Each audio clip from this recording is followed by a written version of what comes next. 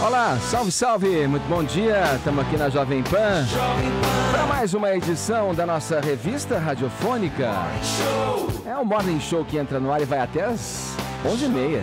Vem com a gente, informação, prestação de serviço, entretenimento, tudo isso no papo dessa terça, 9 de abril de 2019. 80 tiros. 10 militares do Exército são presos após fuzilamento de um carro na zona norte do Rio de Janeiro. O músico Evaldo Rosa dos Santos, que levava a família para um chá de bebê, morreu baleado nas costas. Sob nova direção, quem é Abraham Weintraub, o novo ministro da Educação? Ontem, em entrevista exclusiva à Jovem Pan, o presidente Jair Bolsonaro disse que a gestão de Ricardo Vélez Rodrigues deixou a desejar, meus amigos. Pois é.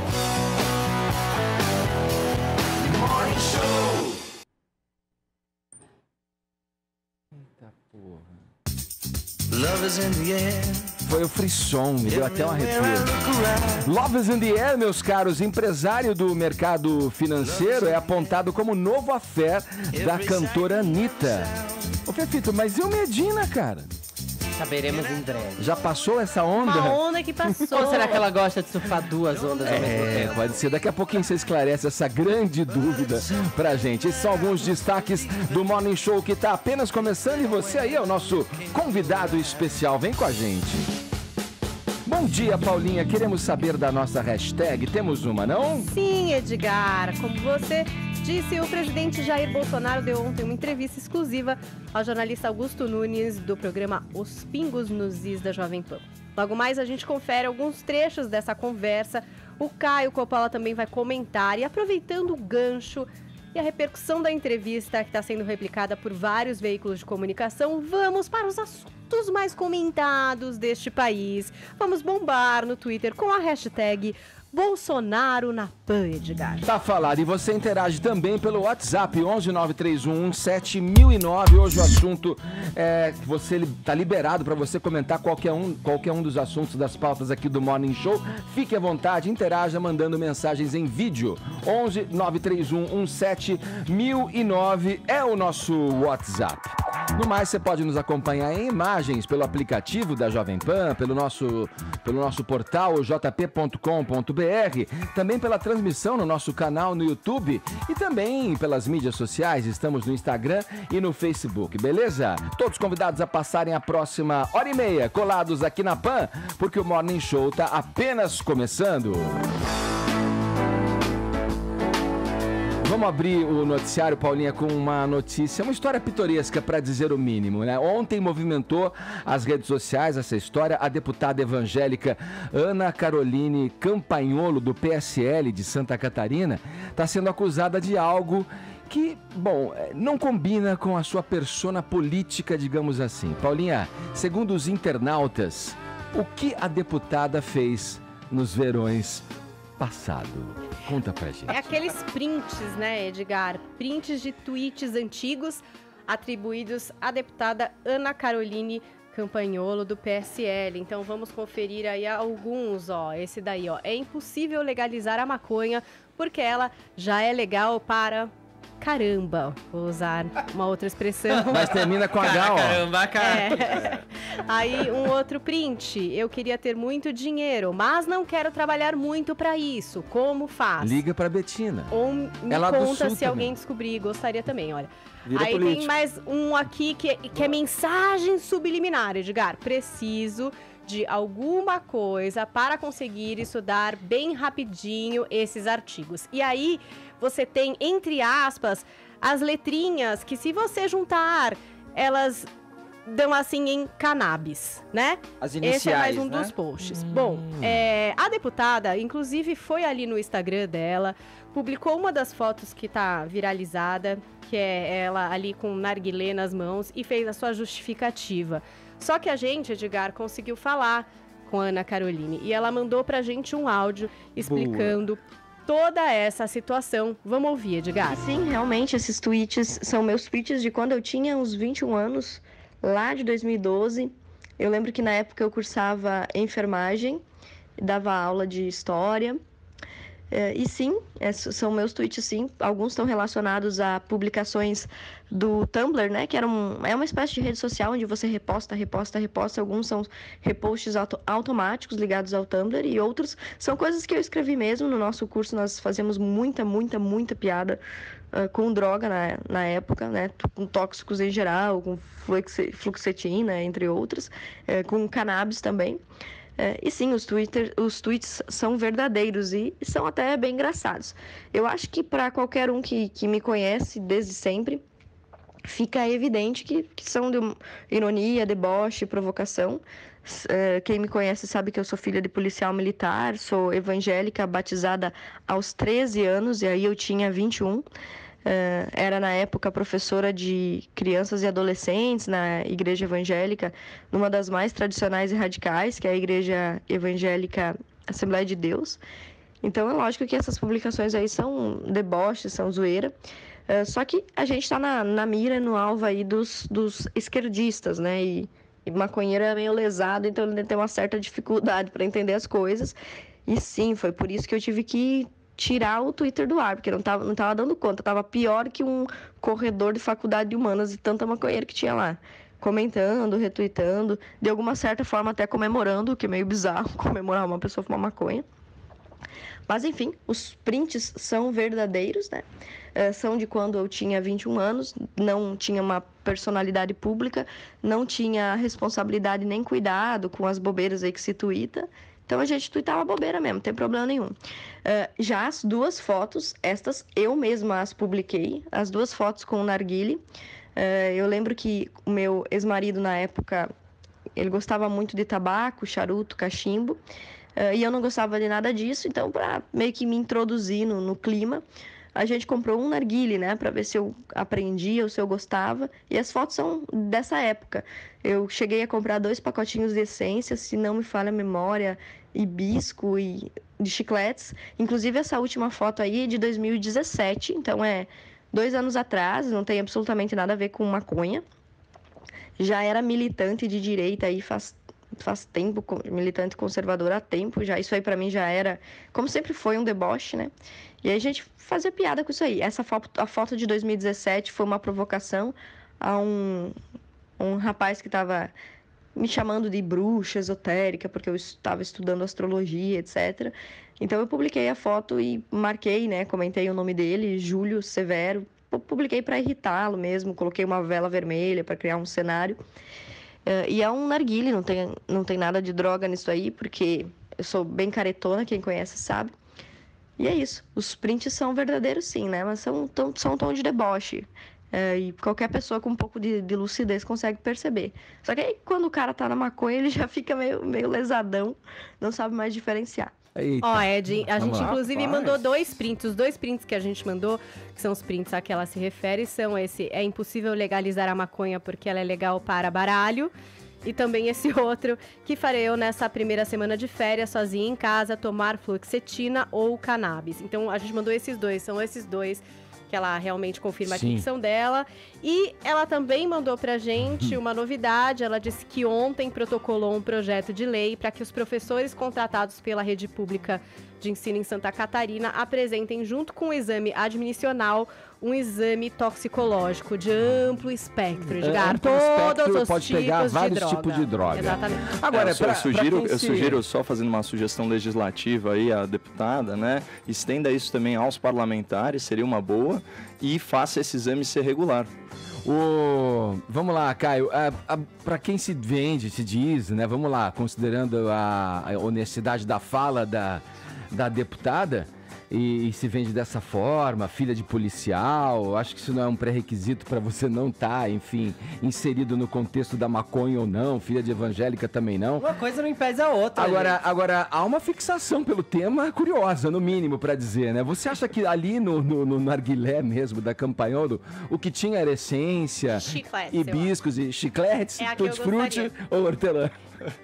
Você sabe que eu tava com umas ideias legais aí de comentário, mas eu esqueci o que eu ia falar. Eu acho que... Meu Deus, o cara fez uma piada! Eu acho que é o seguinte, bom, em primeiro lugar, a gente sempre tem que dar o benefício da dúvida, né? A gente vive sob o império da presunção de inocência e o ônus da prova é sempre de quem acusa.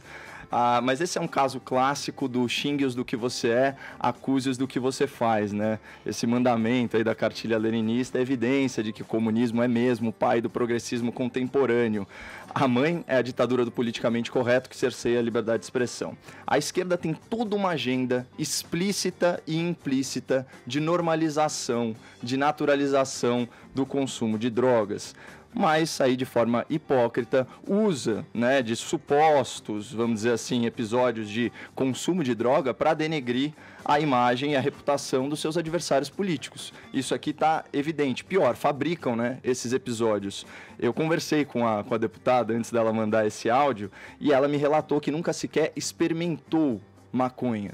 Né? E eu acho que isso ficou muito claro pelo depoimento dela. Então essas postagens de detração, elas foram descontextualizadas, né? E pelo áudio dá para ver que a maioria delas fazia parte aí de uma troça, aquele estereótipo do maconheiro universitário esquerdista. Outras postagens, na verdade, eram compartilhamentos aleatórios, né, via Tumblr, cujos comentários da autora, né, que agora é deputada, foram estrategicamente suprimidos. Mas aí vamos para uma questão mais filosófica.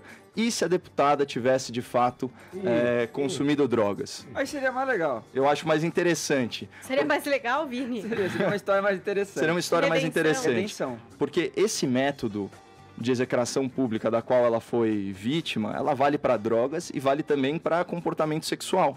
Outra área em que a esquerda é supostamente liberal e tolerante, né? Agora, quanto esquerdista, sem argumento, está navegando pela esgotosfera atacando a sexualidade alheia? Né? Então vão insinuar a sua homossexualidade, que você é enrustido, que você tem que sair do armário, vão falar sobre sua performance, né? Vão insinuar que você é sexualmente insatisfeito, impotente, mal dotado e por aí vai. Em última análise, o que a gente está falando aqui é o que se chama em retórica de argumentum ad hominem ou argumento ad personam, que é você debater e desacreditar a pessoa e não as suas ideias ou as suas ações socialmente relevantes. Agora, deixa eu fazer uma pergunta. Claro. Paulinha, aí nas acusações, enfim, sei lá, nos posts que fizeram, levantamento, tudo. Na denúncia. Essa questão, porque a gente cai sempre à esquerda, à direita. A esquerda é maconheira, a direita é careta. Isso é uma besteira também. Como é que isso vem? Vem de algum personagem assumidamente de esquerda, um partido, algum político de esquerda que fez essa acusação? Ou é um X lá, um tuiteiro, uma tuiteira Olha, não que veio sei a qual público foi o falar? marco zero Porque a gente está trazendo dessa manifestação. Porque quando começa a viralizar é difícil. Mas eu, por exemplo, vi através de uma thread que um perfil do Twitter chamado Leonel Camazão. Isso. Camação, não sei como é que Leonel se Camazão. Ele quem fez essa thread. Que mais viralizou, Que é o quê? né? Aquela sequencinha onde ele mostra as fotos e onde até ele diz, eu não tenho problema nenhum se ela fuma maconha, fumou, enfim... Só tentar apontar uma incoerência no discurso. O importante é dizer que isso é uma cortina de fumaça, claramente. O importante é dizer que é o seguinte, o Leonel Camazão, ele é de fato foi candidato de esquerda, ao ele foi governo de Santa candidato ao governo de Santa Catarina. É do PSOL. Sim. Então, eu acho que ela se refere a ele, quando ela diz essa questão, até no quando post ela dela do politiza Instagram, isso. ela diz, foi de uma pessoa do PSOL e tal. Eu imagino que seja esse post, tá? Mas eu tô chutando aqui. Ele é porque eu jornalista realmente... e ela diz que todo jornalista tem problema cognitivo, né? Ela parte pro ataque pra cima de todos os jornalistas. Essa foi a única verdade. Não por acaso ela partiu para o ataque em cima de jornalistas. Eu tô pouco me lixando se ela fumou maconha ou não. Eu até achei graça nesse tipo de compartilhamento. Talvez essas ironias que ela disse que fazia eram muito finas pra eu entender, porque ironia pra mim é quando a gente meio que faz em detrimento de algo, sabe? A gente finge que desdenha para não desdenhar. Não, a gente não faz uma ironia só elogiosa a coisa. Mas tudo bem.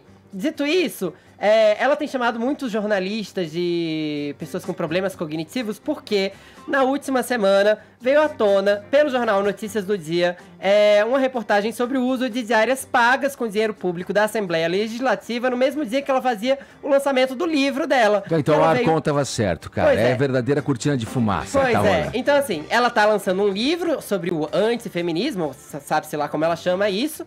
Ela veio aqui no Morning Show, inclusive, mas em algumas das cidades nas quais ela foi lançar esse livro, ela lançou mão do uso de diárias com dinheiro público. Ela já veio a público dizer que se fosse errado, se ela considerasse errado, ela não faria, até porque ela não é de esquerda para usar dinheiro público mal gerenciado.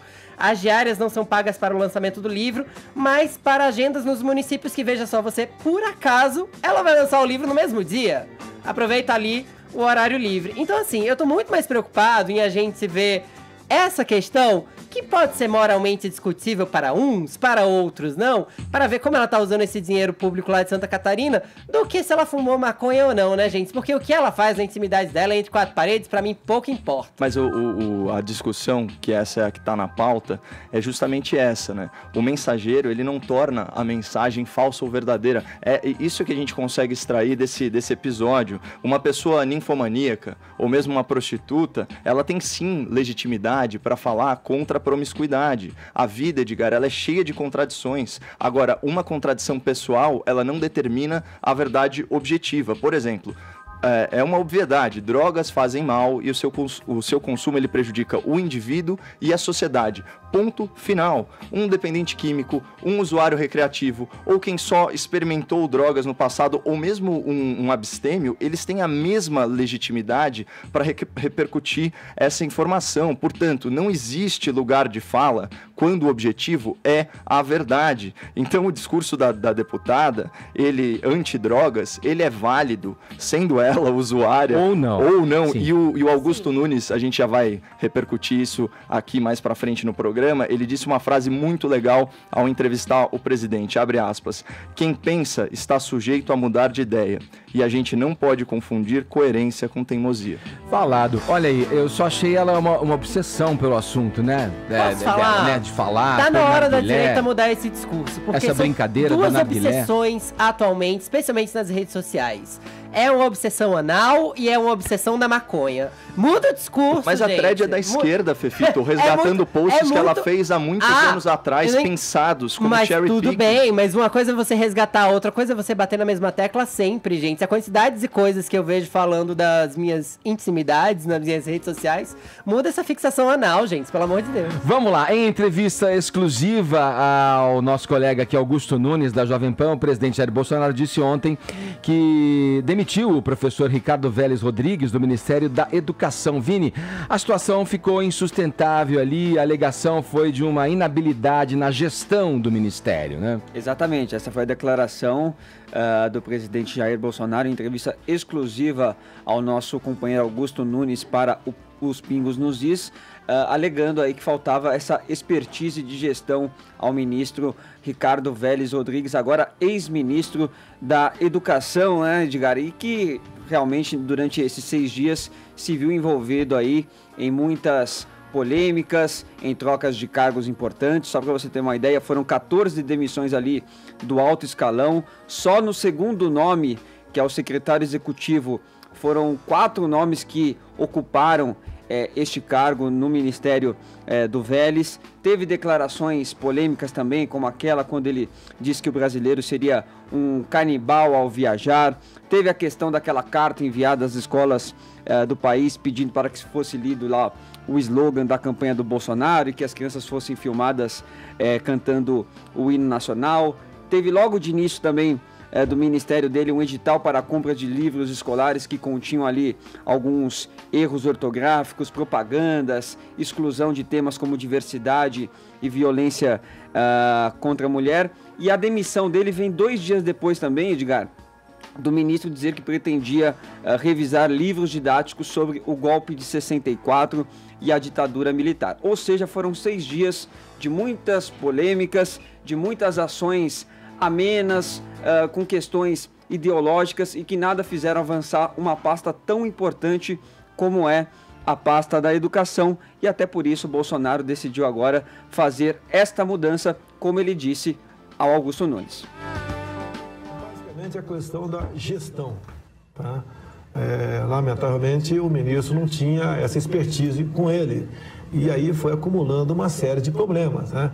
Que lamentavelmente chegou à situação de nós temos que substituir o nosso querido Vélez, uma pessoa simpática, amável, competente, mas a questão da gestão deixou a desejar. E a gente não pode continuar sangrando com um ministério que é importantíssimo.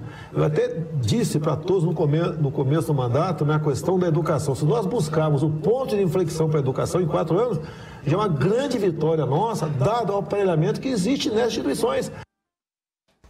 Tá aí, Edgar. E teve também aquela audiência em que o Ricardo Vélez participou na Câmara, né, Edgar, no Congresso, e quando sabatinado ali pelos parlamentares, mostrou realmente ali um despreparo à frente da pasta, não soube responder algumas questões importantes. Teve a pergunta da Tabata Amaral, que acabou até viralizando, dela colocando ali realmente que o Vélez não tinha, né, o conhecimento sobre assuntos importantes que ele teria que responder ali para o Congresso. E naquele dia a Eliane Cantanhede da Globo News anunciou que o Bolsonaro tinha decidido pela demissão do Vélez, e isso veio ocorrer 14 dias depois, apesar do Bolsonaro ter chamado a jornalista de mentirosa naquela época, né, dizendo que ela estava fazendo uma fake news. Ficou insustentável de fato a situação do Ricardo Vélez por motivos óbvios. A gente acompanhou como uma novela, né, frente a esses episódios que você citou, Vini.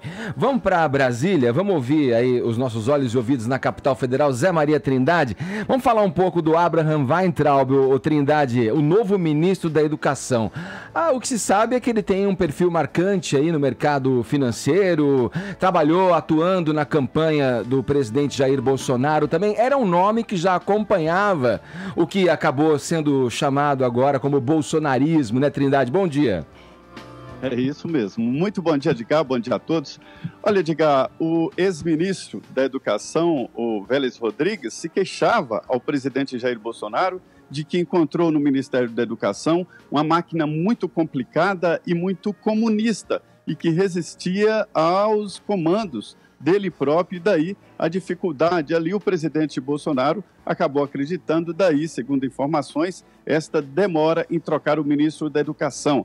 Mas agora o novo ministro chega depois de uma decisão ali interna do Palácio do Planalto. Como ficou fragilizado por muito tempo, houve aqui a abertura de um processo de tentativa de ocupação do Ministério da Educação. Este é um ministério muito importante, não só estrategicamente para o futuro do país, mas também como máquina política. Tem penetração em todos os estados, municípios, tem verbas e uma ligação muito importante com prefeitos e governadores, e isso, para tradução em votos, é muito importante. Daí essa força. Os políticos tentaram levar para este cargo o senador Isalci, né, com apoio inclusive da bancada evangélica, ele é do PSDB daqui do Distrito Federal, e não deu certo. E depois desta confusão toda, a saída foi mesmo doméstica, no Palácio do Planalto. O Weintraub, o nome Weintraub. Nossa, Zé Maria! Vamos perguntar pro presidente como é que é, Weintraub. Tá bom. Legal. Weintraub. Ele vem desde a campanha, ele colaborou na proposta de campanha do presidente Jair Bolsonaro, depois foi para a transição, e o grupo Bolsonaro ficou muito impressionado com o discurso dele na Comissão de Educação da Câmara, quando ele falou de que as universidades, em vez de cuidar de agronomia do Nordeste, em vez de cuidar de agronomia e de engenharia, cuidava de assuntos filosóficos, socialistas. Filosóficos, Sociologia, melhor dizendo. Ele dizendo que as universidades estão tomadas por comunistas e o pessoal de esquerda, é um discurso que está muito ali na linha do presidente Jair Bolsonaro, da família Bolsonaro. Os militares, eles defenderam, já tem um militar lá como primeiro, depois do ministro, né, que é o secretário executivo, é o primeiro na área de gestão. O ministro vai em solenidade, define as normas gerais, e o secretário executivo é que faz o ministério andar. E os militares queriam um técnico, né, para conversar principalmente com o pessoal da academia. E os militares foram vencidos e entrou, portanto, o Abraham, que terá o primeiro desafio, e não é pequeno, de formar o primeiro escalão do Ministério da Educação. Edgar, um estudo do IPEA mostra, muita gente falou em verba para a educação, e o estudo muito completo do técnico do IPEA, o Ayrton Ellerin Araújo, mostrou que não é só verba que se faz a educação. São vários pontos, mas o principal deles é a continuidade. Sim. E haverá um processo de descontinuação nesta gestão Bolsonaro, daí está o grande desafio, é fazer este primeiro escalão, a equipe dele lá no Ministério. Ô Zé, você falou muito bem aí, quando você disse, né, dessa experiência em gestão do Abraham, né, aí um pouco mais na carreira privada. Vamos ver se isso vai se transferir agora, né, para a gestão pública, mas há esse temor da esquerda sobre esse discurso dele contra o comunismo, contra o socialismo. Isso foi muito levantado ontem já pela internet. Eu inclusive separei aqui um trecho de uma cúpula conservadora que o novo ministro participou, e que alguns trechos dessa palestra que ele deu ao lado do irmão, o Arthur Weintraub, foram bastante compartilhados ontem pela internet, dele falando justamente da influência do Olavo de Carvalho também, na questão aí de você trazer aí teorias do Olavo para combater o marxismo cultural dentro das universidades. Vamos ver algum desses trechinhos. Vou passar a palavra para o meu irmão, porque eu acho que um pouco da contribuição que a gente pode dar também é como vencer o marxismo cultural nas universidades. Para quem não conhece, o nosso caso está relativamente bem documentado. Eu e ele, há uns 2 anos atrás, começamos a ajudar o Jair Bolsonaro, o Nix Lorenzoni, o próprio Duda a gente conheceu. Quando a gente saiu do armário no texto do Banco Central Independente, a gente começou a ser... Um pouco antes. A gente começou a ser caçado quando eles descobriram que a gente estava junto, dando apoio. Mas a gente tem técnica de vencer deles, a gente é a prova disso. A gente adaptou a teoria do Olavo de Carvalho de como enfrentar eles no debate intelectual. Não precisa mandar pastar.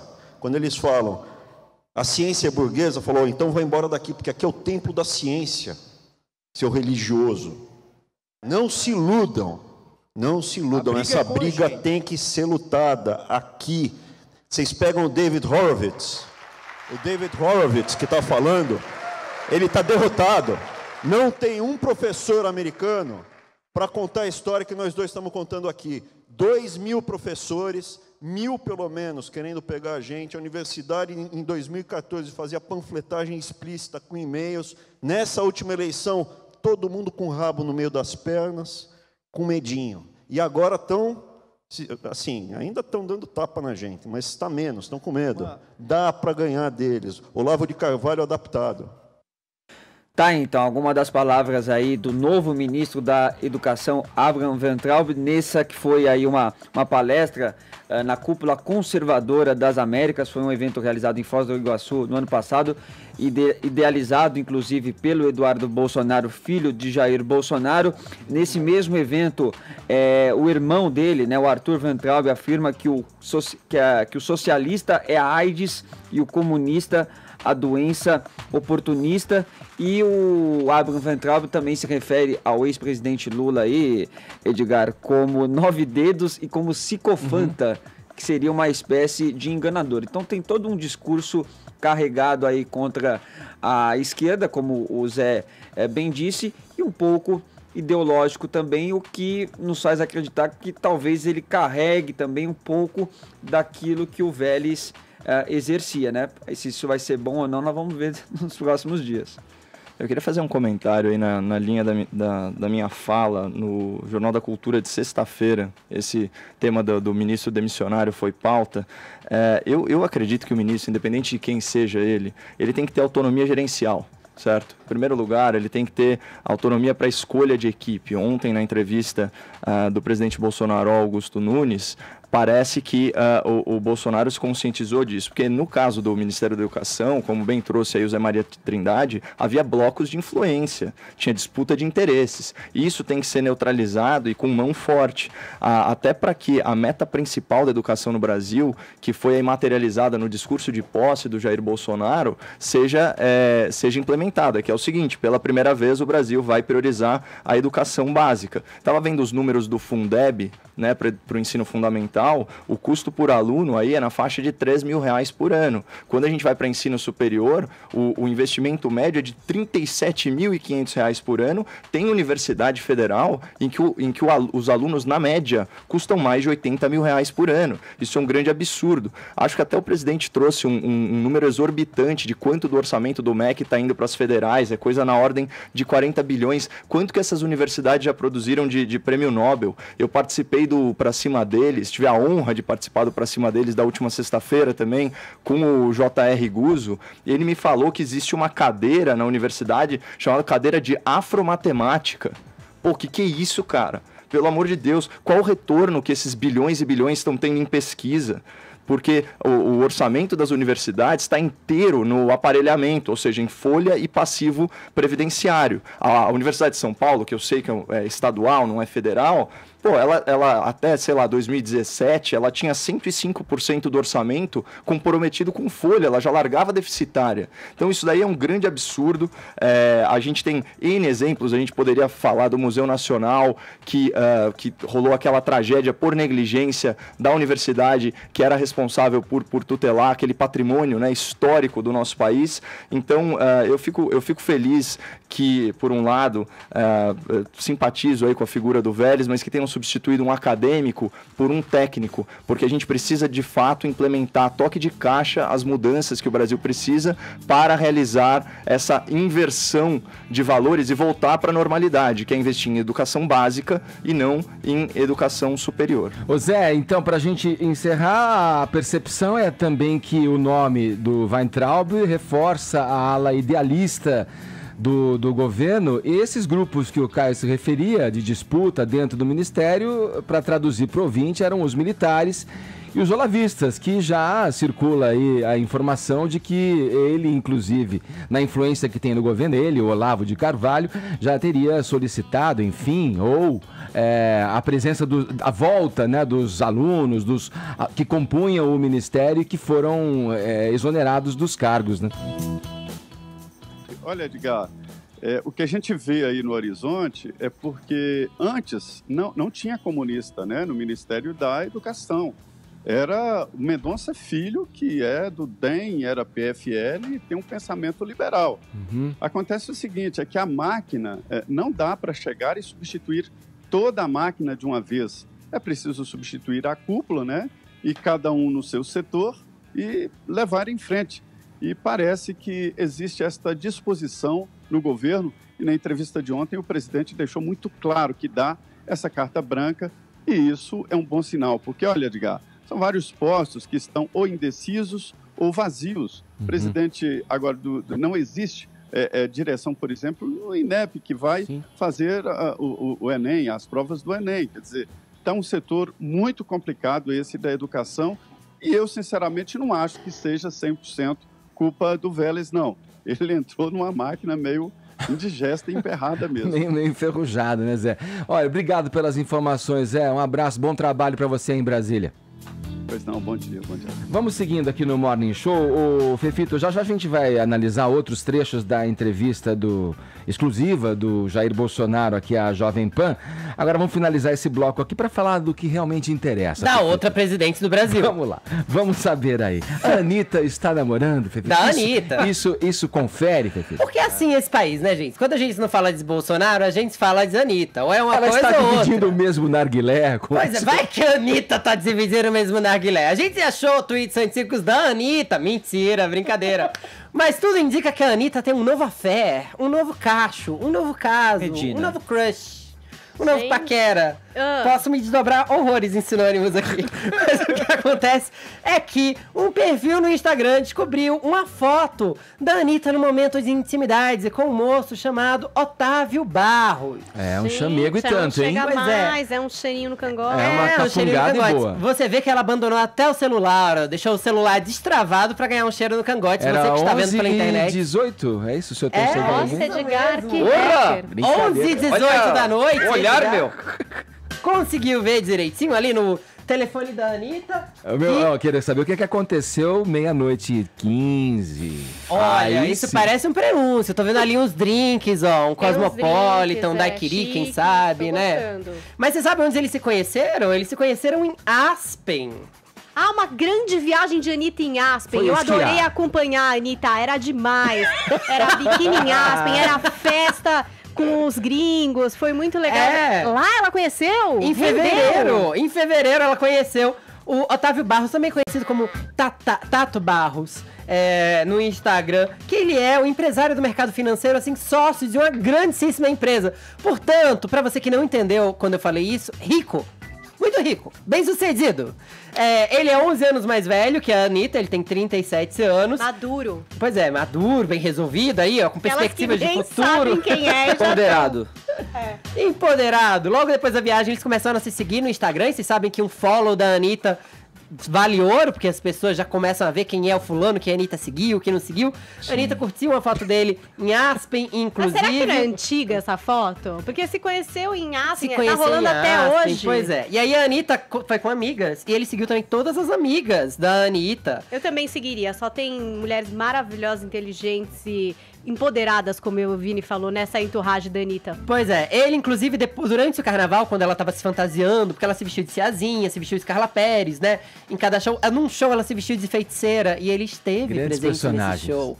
Pois é, e aí assistiu o show dela, tirou fotos no camarim e tudo mais. O mais curioso é que assim, ó, os dois também passaram um Réveillon em Jericoacoara, mas a gente não sabe se eles chegaram a se conhecer lá, porque ela fez lá um show. O fato é que o Otávio agora tá ganhando likes da Anitta e tudo mais. E aí as pessoas estão se perguntando, mas e o Gabriel Medina? Gente, quando a gente ainda não fecha uma relação, às vezes a gente vê pra onde está evoluindo, entendeu? Gabriel Medina tá na Austrália, dá uma carência aqui no Brasil, entendeu? Tem que resolver de algum jeito. Fato é que a Anitta nem assumiu o namoro e já tem um bando de fã shippando esse casal, o que significa que essas pessoas com algum tempo livre já criaram um perfil no Twitter e no Instagram para o casal.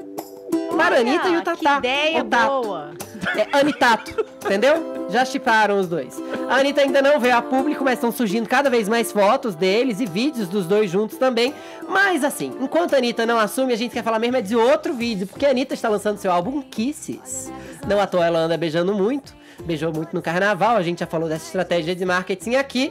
E aí, veja você, querida espectadora, ela foi para os Estados Unidos lançar Kisses, que é seu álbum em 3 línguas. E aí ela esteve numa festa em Los Angeles e foi reconhecida. 3 línguas, claro. Mais ou menos, não foi muito reconhecida não. Vamos ver esse vídeo pra gente ver a Anitta passando por essa saia justa juntos. Ó.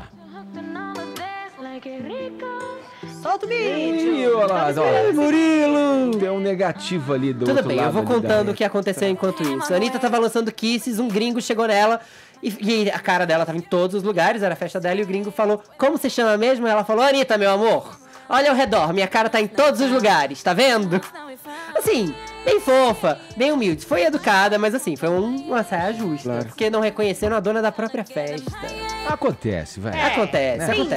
Nem todo mundo tem a obrigação de saber quem é todo mundo. Tipo um chaveco que não deu certo, exato. Assim, tipo, uma pessoa meio Huggy Grant, assim, desinformado, sabe? Que chega meio atrapalhado e fala, nossa, oi, gosto das suas teorias.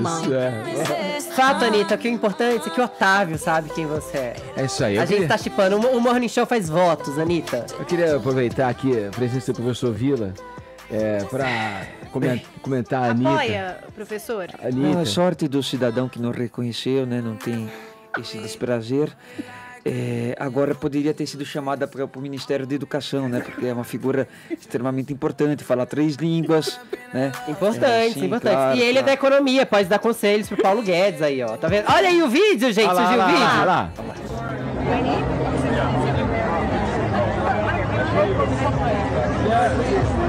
viu toda de oncinha dizendo minha cara tá toda ao redor ali. Você não viu direito porque tinha muito barulho, mas você viu que a cara dela não era exatamente de quem comeu um brigadeiro. Era uma cara de quem tomou, sei lá, um whisky sour. Vamos lá, professor, aproveita que você compareceu aqui, vamos dar a hora certa para os nossos ouvintes e nossos espectadores. Bem, 10h40, horário de Brasília e tal. Que suspiro. Eita! Não termina. Vamos voltar à política. Vamos falar do vice-presidente da República, general Hamilton Mourão. Para quem não sabe, ele está nos Estados Unidos participando de palestras, fazendo reuniões políticas. Ontem, por exemplo, ele participou de palestras e reuniões. O Mourão encontrou-se aí com o vice-presidente Mike Pence. Mas o que eu quero destacar aqui do Morning Show é uma resposta dele, a um estudante de Harvard, que viralizou ontem. Vamos conferir a pergunta e a resposta aí. O palco do episódio foi, como a gente disse ontem aqui, o evento Brasil Conference. Solta aí o Murilo, por favor.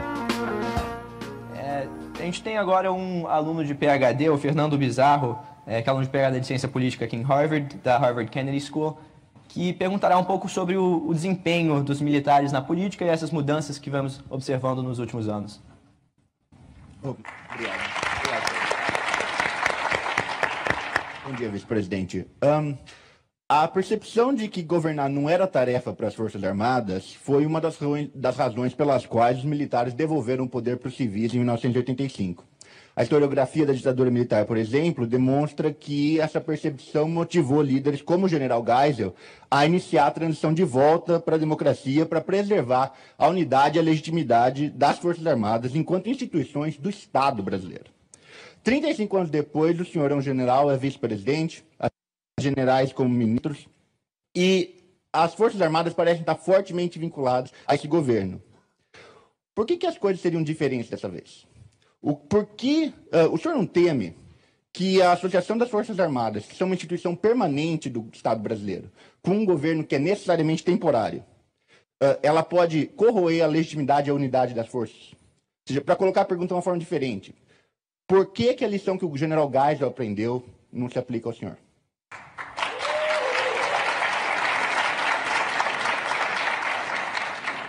Bom, vamos olhar o seguinte, o general Geisel não foi eleito, eu fui.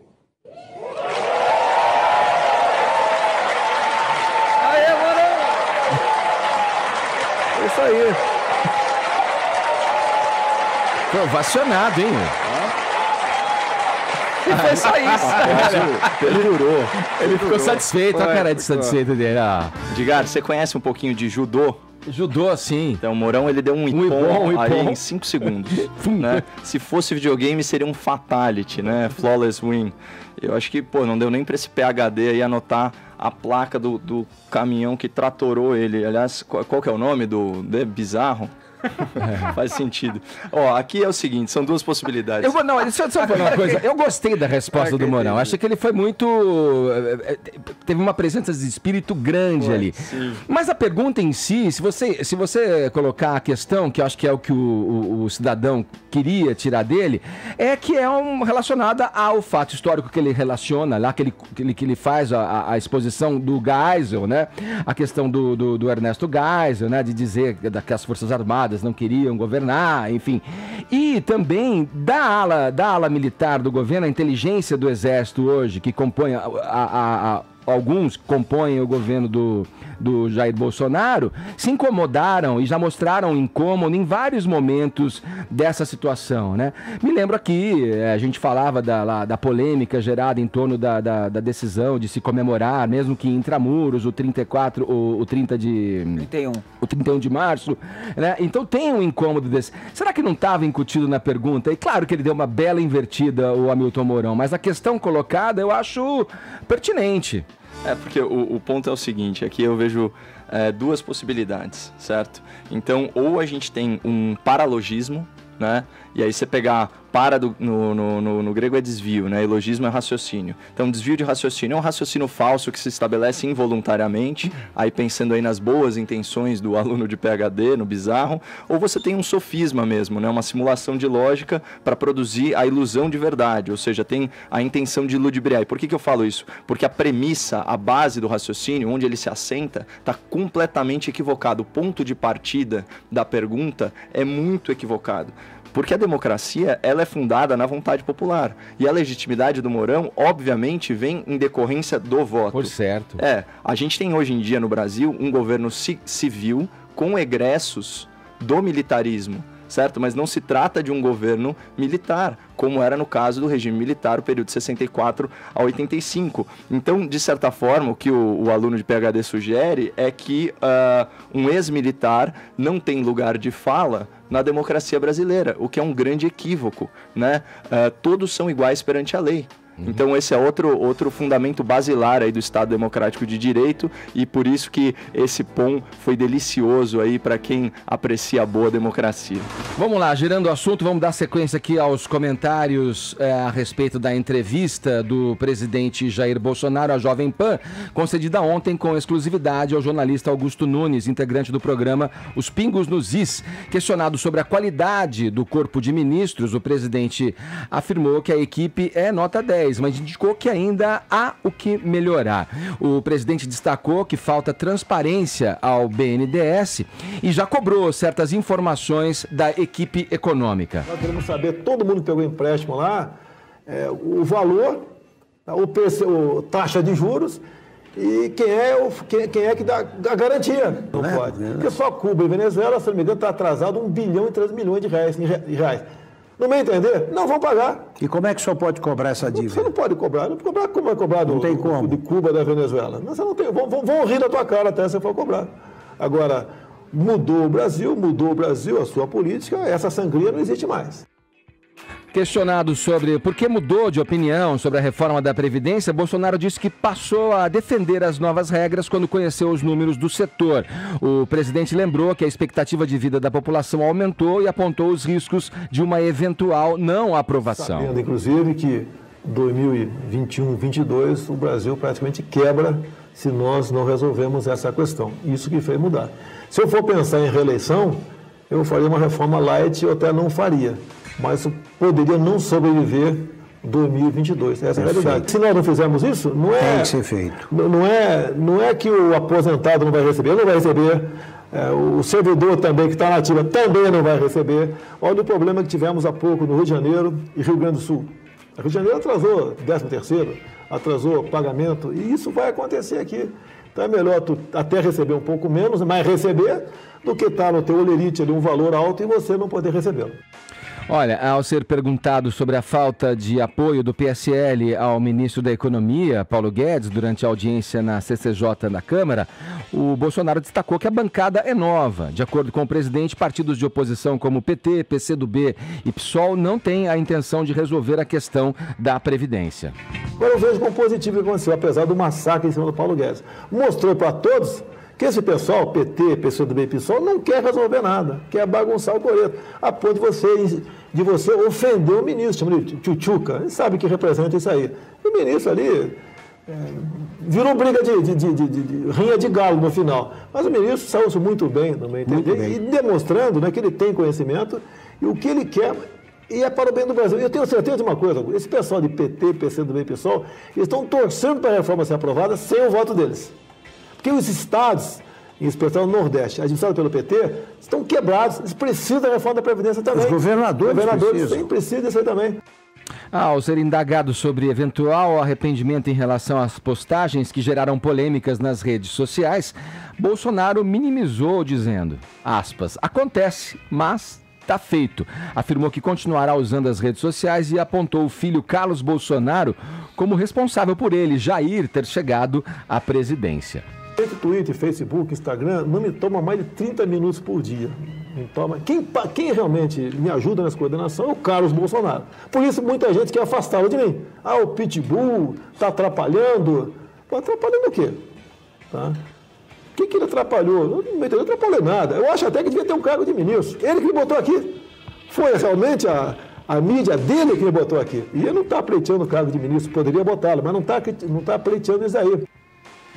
Estou curioso para saber qual ministério o Carlos estaria à frente. Vamos lá, a gente acompanhou aqui alguns trechos da entrevista, mas a gente ouviu ontem, ao vivo, né?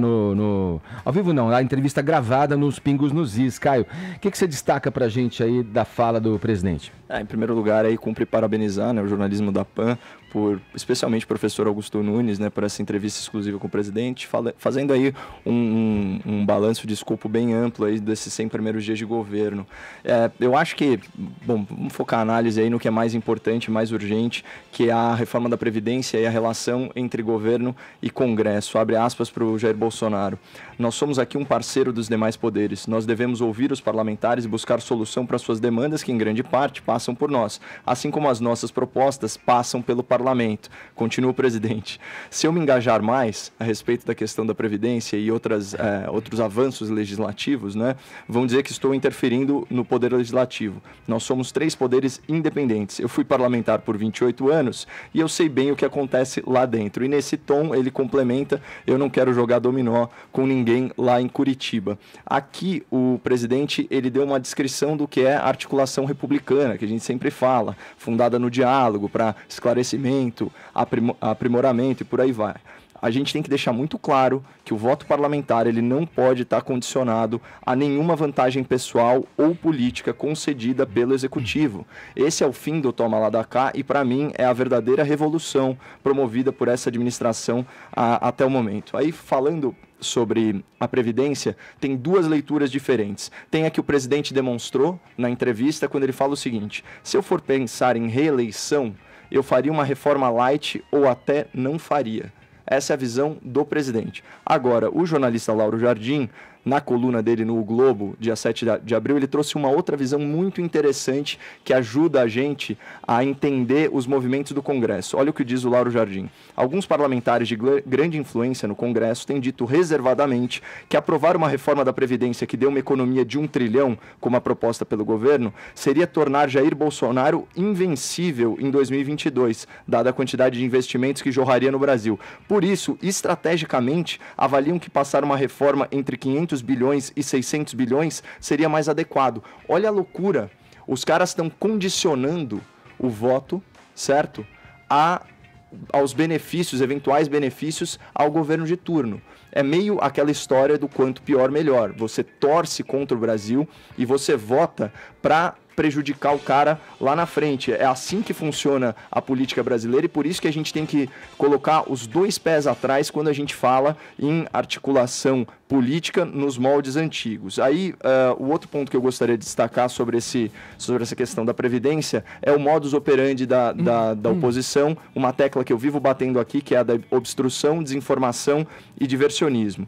O Jair Bolsonaro ele comentou a covardia inata aos parlamentares em relação à opinião pública e à sua própria reeleição, citando um caso dele próprio. Aqui, abro aspas de novo. O PT é especialista em fazer isso. Em 2002, quase perdi o mandato. Uns 60 parlamentares perderam. Apresentou-se uma proposta de reforma da CLT, eu votei favorável. Fomos massacrados. Supostamente, nós teríamos votado para acabar com o 13º, fundo de garantia, hora extra, licença para gestante, obviamente tudo mentira. E para explicar isso daí, era quase impossível, porque PT e PCdoB, juntos com os sindicatos, fizeram uma campanha massiva na internet, nas escolas, em trens no Rio de Janeiro. A gente via nas estações mais movimentadas o pessoal panfletando. Quase perdemos o mandato. Não é fácil lutar contra um partido que ainda tem capilaridade e torce para o quanto pior, melhor. O que é isso? É a velha estratégia da desinformação. Antes era feito com panfletagem nos trens do Rio de Janeiro. Hoje em dia é feito na internet. É falar que a Previdência não tem déficit. É falar que a desvinculação das receitas da União é o mecanismo responsável pelo déficit. É falar que se as grandes devedoras do INSS quitassem as suas dívidas, o problema estaria resolvido. Isso é tudo mentira. Então, a gente tem a mesma situação, o mesmo modus operandi de 2002 é o modus operandi de 2019. Para fechar, queria falar aí sobre projetos simultâneos, né? O Augusto Nunes teve a seguinte colocação no finalzinho da entrevista: eu acho um erro o Congresso alegar que não pode discutir 2 projetos importantes ao mesmo tempo. E a análise do Bolsonaro: quem está trabalhando na reforma da Previdência nas próximas 3 semanas são só 10% do efetivo da Câmara. Está se referindo à CCJ e à Comissão Especial. O restante, 90%, poderia estar fazendo outra coisa. Então, aproveitando aí o ensejo, eu convido os parlamentares a fazerem outra coisa, porque o Brasil não pode ficar parado esperando o velho toma lá da cá de vocês. Vamos lá, hora certa. Quem que tá aí para dar a hora certa? Obrigado, Caio. E tô esperando você também. Vai lá, hein, Edgar? Vou lá. Conhecer lá. Vou perguntar. A Michele. Tá bom? É mesmo? Vai ser a família, pô. Tá bom. 11h01, horário de Brasília, tá ok? A importância da reforma da Previdência, Jovem Pan está exibindo aqui na programação, na grade de programação, depoimentos de entusiastas da reforma. Agora a gente vai ouvir o Sidney Klajner. O Sidney Klajner é presidente da Sociedade Beneficente Israelita Brasileira Albert Einstein. Ao longo da programação, a gente já ouviu vários representantes entusiastas, agora a gente ouve o Sidney Klajner. Como dois aspectos, né? O primeiro aspecto é a própria importância da Previdência, um país em que tem a população idosa que em 30 anos ela vai praticamente se comparar a um país ancião, que é o caso do nosso país, em que o número de pessoas da população jovem vai ser incapaz de sustentar a população idosa, e aí eu tenho o viés da saúde também, não somente a Previdência como um todo, mas uma parte grande da Previdência, e esse sistema não se sustenta da forma como está, gerando um buraco muito grande em todas os nossos cofres, todo o patrimônio do país. Então, a reforma da Previdência ela é fundamental no aspecto da própria Previdência. Mas um segundo aspecto é que ela vai demonstrar o real interesse da sociedade em mudar alguma coisa em vista da melhoria, da retomada do crescimento, que é algo que o nosso Ministério da Economia, o nosso ministro Paulo Guedes, de uma forma muito clara, ele nos passou agora na sua fala. Então, ela tem o aspecto da própria transformação, da própria reforma, e o aspecto da positividade e que abre caminho para outras reformas que vão ser absolutamente necessárias para o nosso país. Nova Previdência. Justa para todos. Urgente para o Brasil.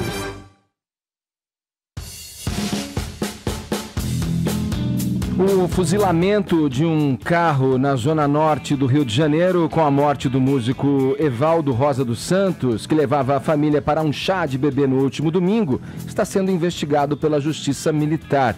O Exército prendeu 10 militares envolvidos na ação, na qual foram disparados 80 tiros. Rodrigo Viga, vamos falar com ele diretamente do Rio de Janeiro. A viúva do músico está indignada. Segundo ela, mesmo depois dos gritos de socorro, os tiros continuaram. Quais as novidades que a gente tem a respeito desse caso? Bom dia para você aí no Rio, no chuvoso Rio de Janeiro, hein? Fala, Ed Aquático, tudo bem? Aquaman. Você tá aqualouco aí. Eu tô parecendo um pinguim, né? Fica engraçado, mas é o que dá, né? Caramba, aliás, esse é um outro capítulo, né? Esse é um outro papo que a gente pode ter as chuvas aí no Rio de Janeiro. Ontem, né? Enxurrada, carros arrastados, inclusive com mortes. Estado de crise, viu, Edgar? Sim. Em estado de crise há quase 15 horas, sem perspectiva de melhora. E o mais engraçado é que você começa a pesquisar, buscar fatos do passado, e esses mesmos locais que ficaram debaixo d'água nas últimas horas também já inundaram na década de 80, na década de 90, então aquela história. O erro, a falha é histórica, né? Mas todos que têm oportunidade não conseguem resolver problemas envolvendo principalmente Jardim Botânico, Gávea, Zona Sul do Rio de Janeiro. 3 pessoas já morreram por conta dessa chuva e tem uma desaparecida, e a chuva não dá trégua. Desde 9 e pouca da noite ontem, o Rio de Janeiro em estágio de crise. A cidade tá fantasma hoje, viu, meu caro Edgar, ouvintes internautas da Jovem Pan. Bom você ter falado isso, viu, Viga? Porque eu tava vendo aqui uma notícia do UOL de 2018, de fevereiro de 2018, que a gestão Crivella congelou 90% do orçamento para enchentes do ano passado, segundo o levantamento. E hoje, o jornal O Globo disse que a Prefeitura do Rio não gastou um único centavo com drenagem urbana e contenção de encostas. Ou seja, assim fica difícil evitar enchentes, né? Sem dúvida alguma. E a cidade, como eu estava dizendo, tá fantasma, porque diante do caos que se transformou o Rio de Janeiro em estágio de crise desde ontem, é ponto facultativo nas repartições, até bicheiro que ia ser julgado não vai ser julgado por conta dessa chuva forte. Tribunal de Justiça, Tribunal Regional Federal sem expediente nesta terça-feira, universidades, escolas públicas e privadas, servidores do Estado, do município estão tendo que trabalhar para minimizar os efeitos dessa chuva que já fez aí 3 mortes e ainda uma pessoa desaparecida, números que, infelizmente, eles, ano após ano, continuam se somando, né, meu caro Edgar? Basta lembrar que há pouco mais de 2 meses, entre 6 e 7 de fevereiro desse ano, 7 pessoas morreram também por conta de uma outra chuva forte. Ô Viga, agora sobre o nosso assunto aqui relacionado à morte do Evaldo Rosa dos Santos, né? Cujo carro aí recebeu... Ele foi assassinado, né, Edgar? Nada mais, nada menos do que 80 tiros, né, de quadros do Exército. Fuzil, né? Foi tiro de fuzil, Tiro de fuzil. Ô Viga, eu fico pensando aqui e te passo com a seguinte pergunta. Isso é fruto de um despreparo, né, de uma imperícia de quem estava ali, ou vem corroborando essa agenda belicosa do governador do Rio de Janeiro, reforçada pelo presidente Bolsonaro, essa questão da guerra, dessa guerra contra o crime. Enfim, a gente vê uma ideia ainda por ser colocada em prática que já surge de início fazendo vítimas inocentes, aí no caso do músico Evaldo Rosa. Ô Edgar, se tem dúvida, não dá para atirar. E se for atirar, tem que atirar no pneu, tem que atirar na roda, tem que atirar no motor. Sim. Não pode disparar. Atirar 80 vezes. 80 vezes num carro que você acha que ali estão bandidos. Mas, na verdade, estava uma família que foi fuzilada e dizimada pela morte do patriarca, no caso aí do Evaldo dos Santos Rosa, tudo na presença do filho de 7 anos de idade. Imagina como é que vai ser a infância dessa criança. A esposa está inconsolável, não poderia ser diferente. Ela realmente disse que gritou por socorro, falou para os militares que era família. Dá para se ouvir em vídeos que a gente conseguiu captar ainda no domingo, depois dessa barbárie, desse assassinato. Não dá para chamar de morte, viu, Edgar? Isso foi um assassinato.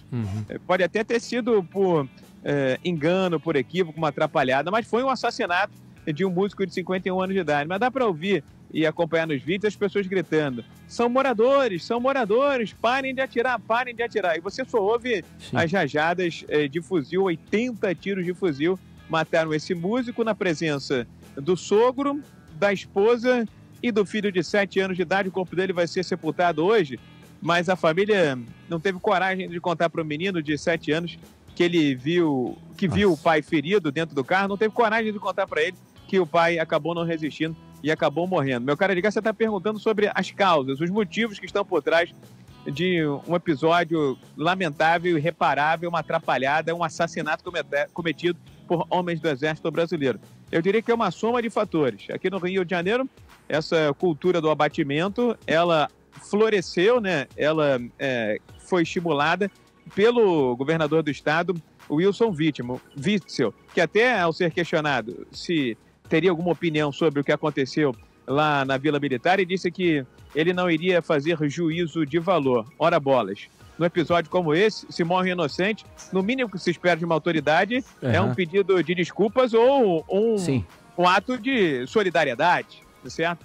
Além disso, meu caro Edgar, tem também o nível de tensão das forças policiais aqui do Rio de Janeiro, né, que volta e meia são abatidas pelos criminosos e pelos bandidos. Mas há ainda também o despreparo. A gente não pode esquecer que muitos desses militares do Exército são uma força transitória, não são uma força permanente, e às vezes usam suas armas ainda sem o devido equilíbrio, seja técnico, né, para atirar, seja o necessário equilíbrio emocional, meu caro Edgar. E o Exército, no caso, claro, você lembrou bem, né? Quando eu te perguntei, eu já pensei no que a gente poderia falar a respeito. Me lembrei lá do mirar na cabecinha, essas frases do Witzel, né? Quando tomando posse.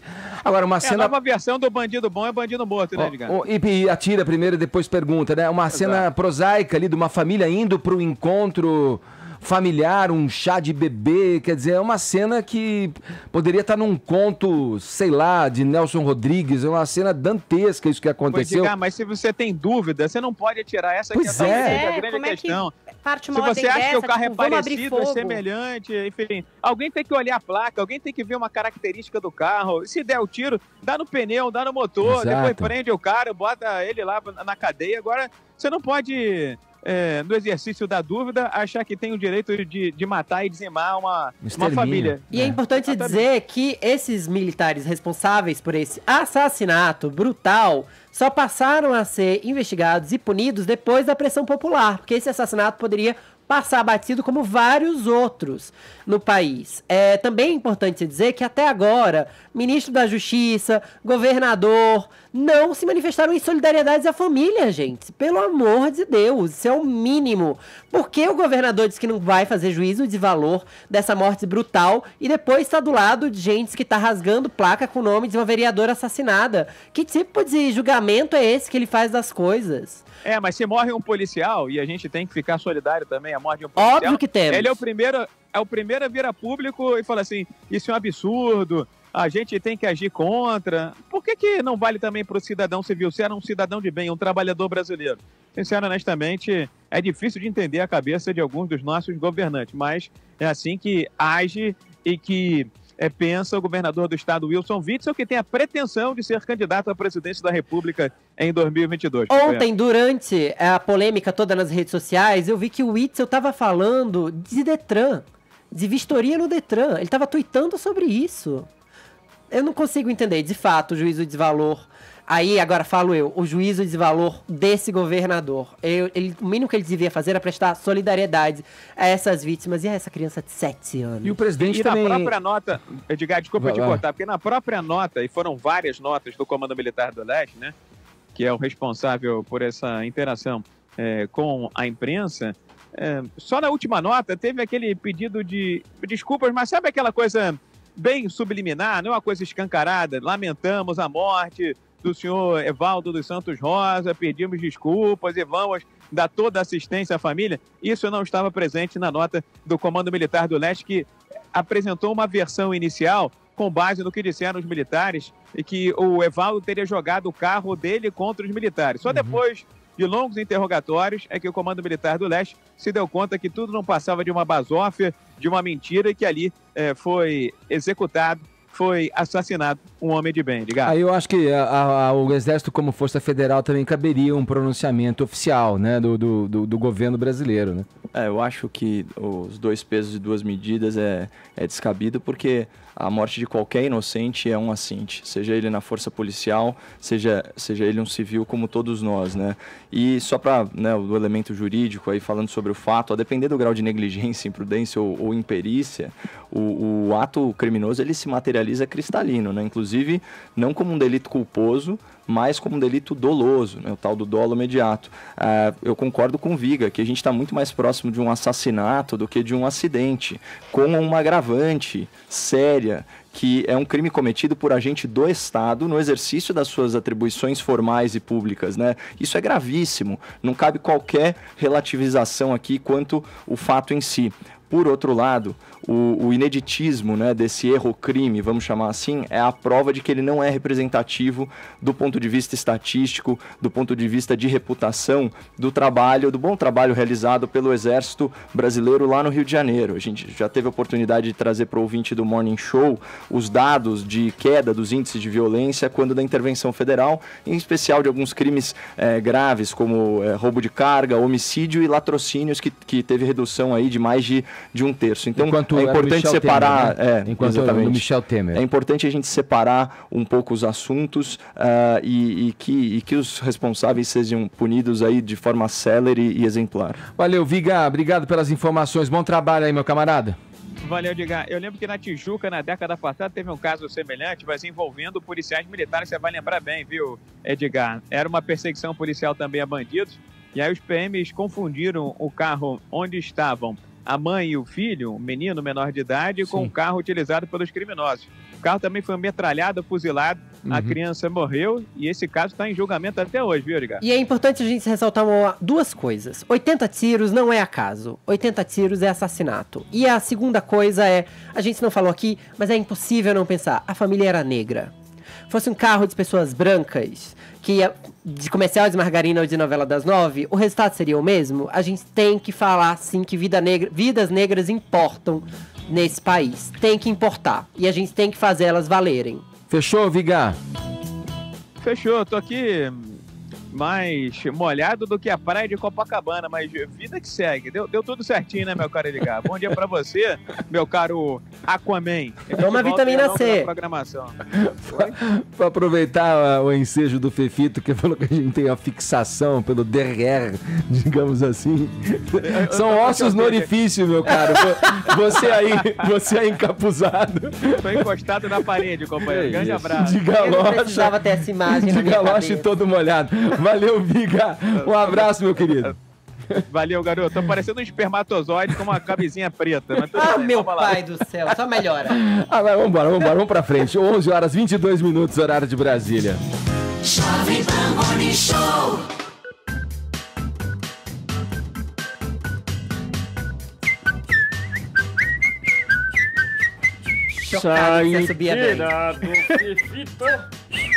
Reta final do Morning, nessa terça-feira. Fefito, vamos lá, saideira, hein? Que temos aí? Quero saber do último Tá No Ar. Pô, eu gosto do programa. Embora não tenha visto, confesso, ultimamente. Mas acho bem bacana. É por isso que acaba. Porque pra ver o Tá No Ar, você tem que aguentar o BBB antes, entendeu? E olha, justo eu que amava BBB, tô falando mal de BBB hoje em dia. Olha aí. Olha como o mundo gira. Quem te viu, quem te veio, Fefito. Pois é. Mas o Tá No Ar, ele chega ao fim hoje, após 6 temporadas muito bem sucedidas na crítica, não tanto de audiência. A audiência, claro, rendeu a liderança em boa parte, mas não com tanta folga como se esperava. Só que o Tá No Ar é um programa que quebrou paradigmas na Globo. E ele é um programa também que deixa um grande legado. Por que estou dizendo isso? Estou dizendo isso porque o Tá No Ar foi o programa que fez a Globo reconhecer que tinha concorrência. Tanto que ele ironizava programas da Record, como Cidade Alerta, programas femininos, como o da Sônia Abrão. Já teve programas da TV a cabo, de canais como National Geographic. Então, fez também a Globo reconhecer que há vida além da Globo. Além de criticar a própria Globo, com aquele personagem militante hilário do Marcelo da sua terra, né? Da minha terra, nordestino, que nem eu ali. O personagem. O programa quebrou paradigmas na Globo e não só, ele deixou um grande legado, porque a partir dele o Zorra Total acabou e foi reformulado, virou Zorra, com esquetes mais rápidos. Ô Fefito, falando em legado, você não acha que esse quadro que rola no Fantástico, isso a Globo não mostra, é muito... É um filho do Tá No Ar. É um filho do Tá No Ar, não é? É uma cria direta do Tá No Ar. É um legado. Falando em legado, eu lembrei desse. Tanto que parte dos roteiristas conversou com a equipe do Tá No Ar, acho que tem roteiristas do Tá No Ar no Isso a Globo Não Mostra também, e é um quadro inspirado no militante do Tá No Ar, que criticava a própria programação da Globo, assim. O Tá No Ar sai do ar hoje, positivamente, muito bem avaliado, mas sai do ar com autorreferência, porque ele vai fazer o próprio funeral. Vai ter lá um funeral, um enterro do próprio programa, com direito a lápide e tudo, pra dizer que acabou mesmo. Até que se prove o contrário, vai que ele ressuscita no ano que vem. Mas assim, a Globo tá tratando o fim do Tá No Ar como definitivo, já tá gestando um novo programa para o ano que vem, que tá sendo desenvolvido pelo Márcio Mellen e pelo Marcelo Adnet. O Mellen, aliás, que é um dos responsáveis pelo Tá No Ar, foi tão bem avaliado com esse programa que foi alçado a diretor de núcleo de humor lá da Globo. Todos os projetos de humor da Globo passam pelo Márcio Mellen. Então hoje é um bom dia para se despedir desse programa. E se você quer saber mais sobre o Tá No Ar, eu escrevi lá um textão, um pouco mimimi, mas muita informação, lá no jp.com.br/Fefito. Não me dê hate, me dê like, vai lá e clica. Um beijo. Vai, Paulinho, como é que tá aí? Eu queria dizer que a nossa hashtag Bolsonaro na PAN está em terceiro lugar entre os assuntos mais comentados deste país.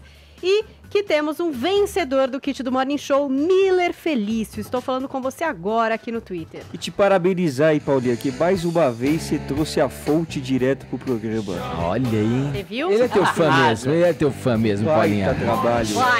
A gente fica por aqui agradecendo o prestígio de sua audiência. Amanhã tem mais, a partir das 10 aqui na PAN. Tchau, até mais.